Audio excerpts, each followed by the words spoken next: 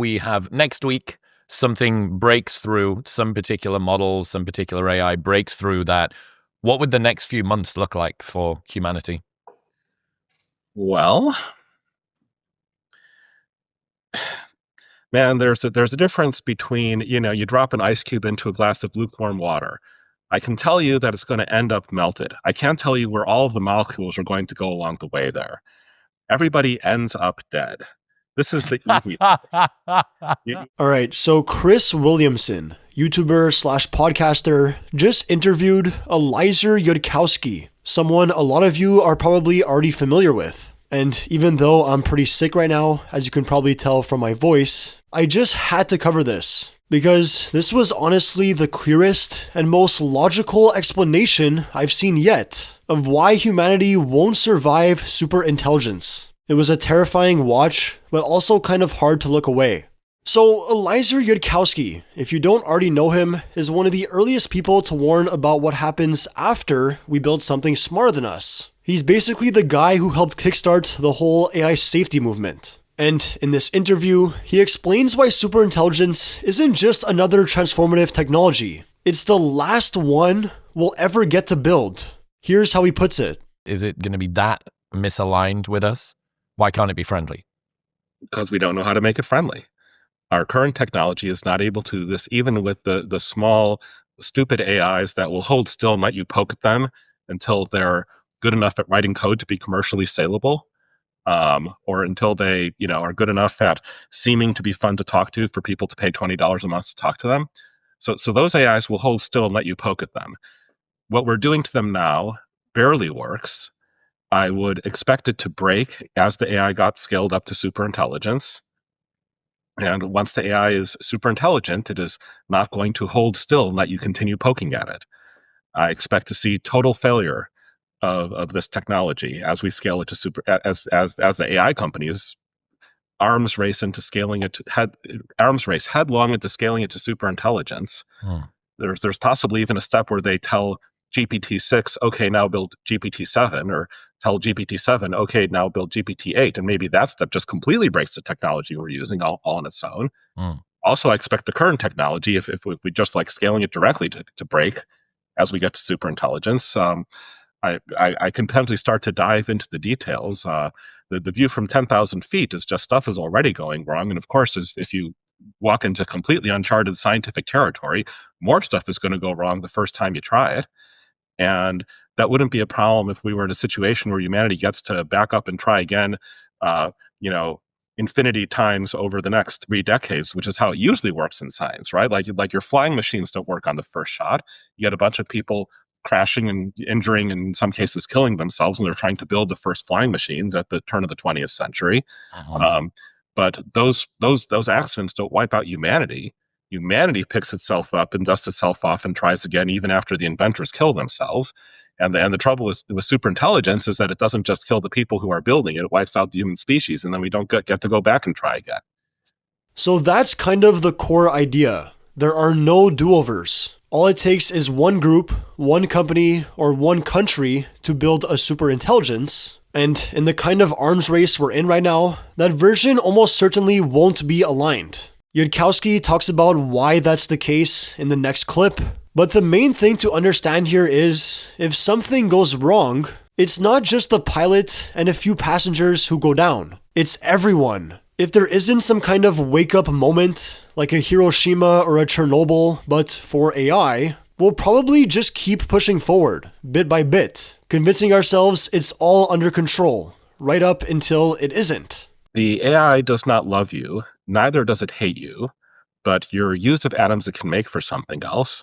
You're on a planet it can use for something else, and you might not be a direct threat, but you can possibly be a direct inconvenience. And so there's like 3 reasons you die here. Reason number 1, it's doing other stuff, and it's not taking particular care to move you out of the way.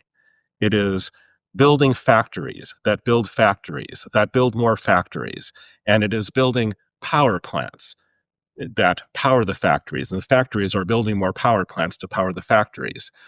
Well, if you keep doing that on an exponential scale, say that a factory builds another factory every day, I can talk about how it could go faster than that, but the more I talk about higher capabilities, the more I have to explain how we know that this is physically possible. But uh, a blade of grass is a self-replicating solar-powered factory. It's a general factory. It's got ribosomes that can make any kind of protein. We don't usually think of grass as a self-replicating solar-powered factory, but that's what grass is. There are things smaller than grass that can build complete copies of themselves faster than grass. There are solar-powered algae cells. You can no longer see them individually just as a mass, but they can potentially double every day under the right conditions. Factories can build copies of themselves in a day. I have to back up and explain how I know that that's physically possible, but there is very strong reason, namely, there's things in the world that are already that. So you've got your power. So the number of power plants doubles every day. What's the limit? It's not that you run out of fuel. There is plenty of hydrogen in the oceans to generate power via nuclear fusion. You fuse hydrogen to helium. You're not going to run out of hydrogen first. It's not that you run out of material to make the power plants first. There's plenty of iron on Earth. You run out of heat dissipation capability. You run out of the ability to dissipate heat from Earth, even if you are building giant towers with radiator fans to radiate even more heat into space. But the higher the temperature you run at, the more heat per second you can dissipate. So Earth starts to run hot. It runs too hot for humans. Or alternatively, the AI is building lots of solar panels around the sun until it can capture all the sun's energy that way. Well, now there's no sunlight for Earth. So you get the idea, and that's just the first reason he gives. But he also mentions the AI might see us as a convenient resource, since we're made up of useful atoms, or even as a threat, since we have things like nuclear weapons that could get in its way. It's kind of like the ant and skyscraper analogy. Humans don't hate ants, but if we're building a skyscraper and their colony happens to be in the way, we don't stop to relocate them or make sure they're safe. We just build. And so who's to say a super intelligent AI, something vastly smarter than all of us combined, would even consider us when it starts making its own plans? Is it the case then that intelligence isn't benevolent? Because what you're saying is this thing will be smarter than us. I think that there is an assumption among some people that something that's super smart would also be giving and charitable and caring and benevolent. Seems like you're saying that that's not the case. That was what I started out believing in 1996 when I was 16 years old and just hearing about these issues for the first time and all gung-ho to just run it right out and build a superintelligence as fast as possible, without worrying about alignments at all because, I figured if it's very smart, it'll know the right thing to do and do it. How could you be very smart and fail to perceive the right thing to do?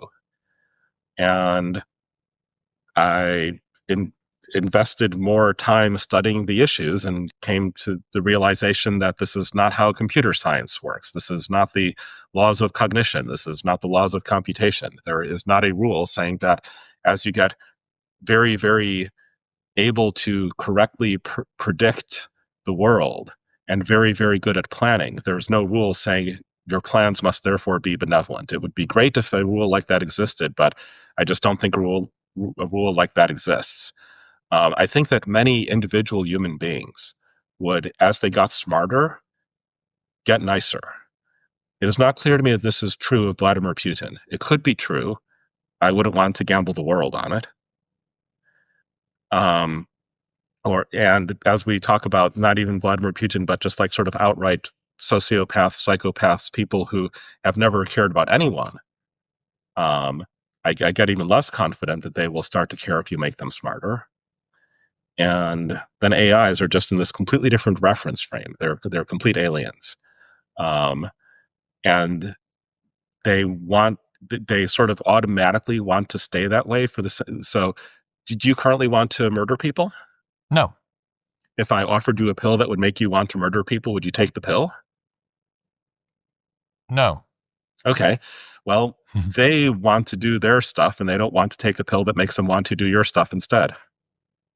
Right. So yeah, I mean, it's hard to argue with that. The idea that intelligence automatically leads to kindness or morality, it just doesn't hold up. A superintelligence isn't going to take a be nice to humans pill any more than we take a pill that makes us want to serve ants. And you can already see that in how humans treat the less intelligent species on our own planet. We don't necessarily hate them, we just prioritize ourselves. And that's what makes this next part so unsettling. Even if alignment is possible in theory, Yudkowsky explains why we probably won't get it right the first time. And again, when you only get one attempt, the first time is the last time. Check this out. Say that a superintelligent AI gets made.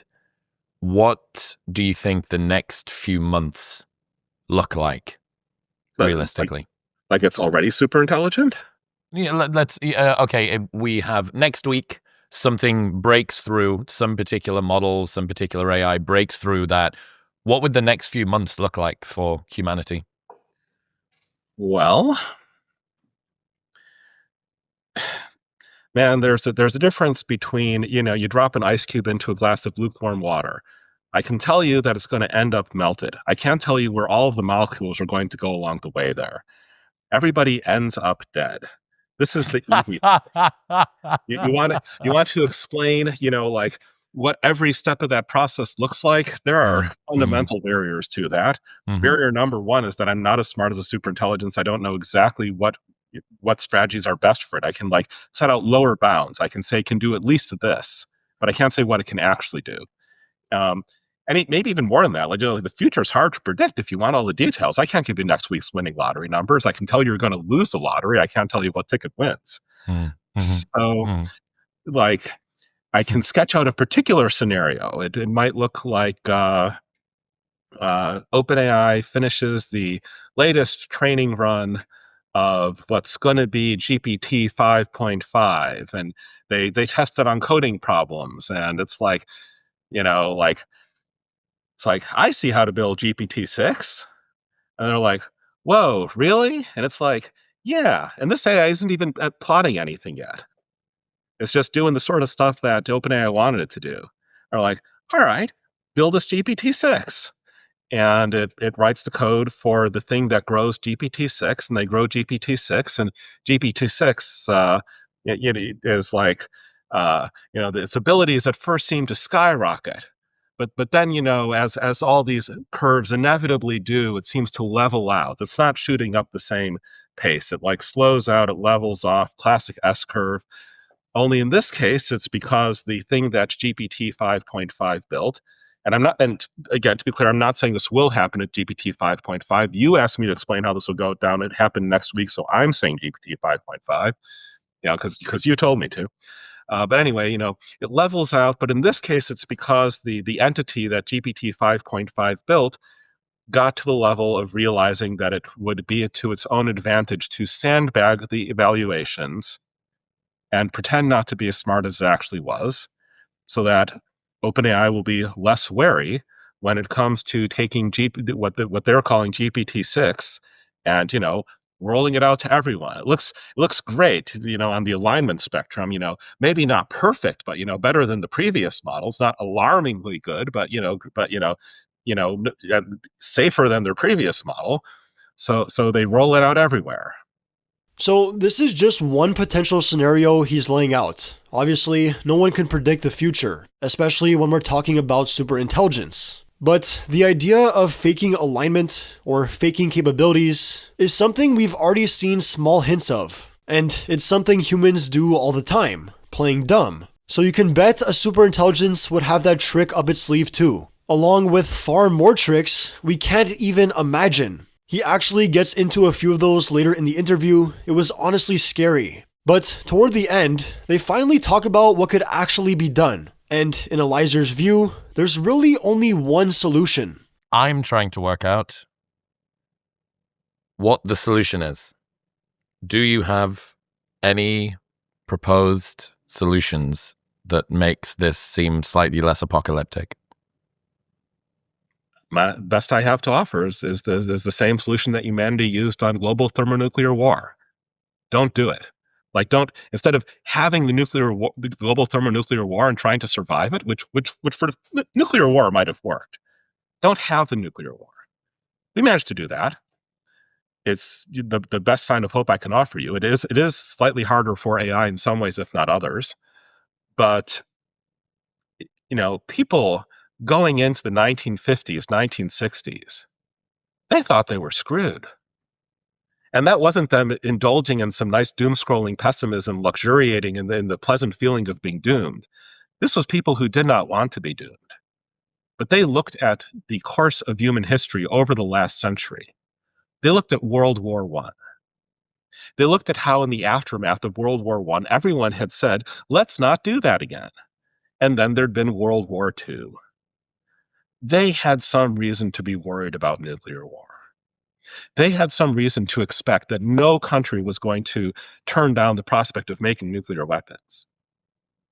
They had some reason to believe that, once a bunch of great powers had a bunch of nuclear weapons, why, of course, they would go to war anyway and use those nuclear weapons. It was apparently to them what had happened with World War II. All these people saying, we must not have another world war, and then the world war happening anyway.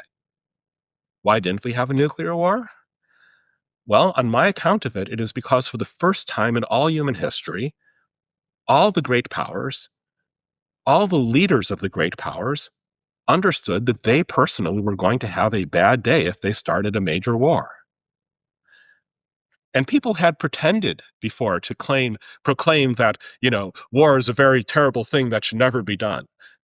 It wasn't quite the same level of personal consequence. Maybe as the general secretary of the Soviet Union, you would think that if you started a nuclear war, you would personally survive. You'd end up in a bunker somewhere. But you wouldn't be going to your favorite restaurants in Moscow ever again.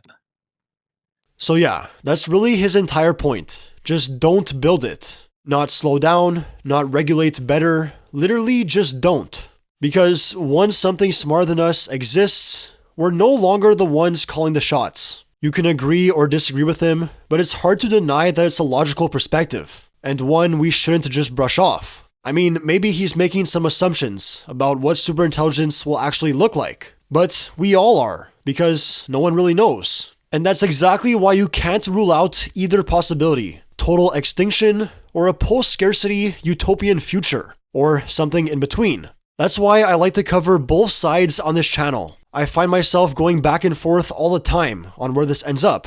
And I'm curious what you guys think too. So drop your thoughts in the comments, let me know where you stand. And if you want to see the full interview, I'll make sure to link it down below. Anyways, thanks for watching, drop a like, hit that subscribe button, and as always, I'll be catching you guys in the next one.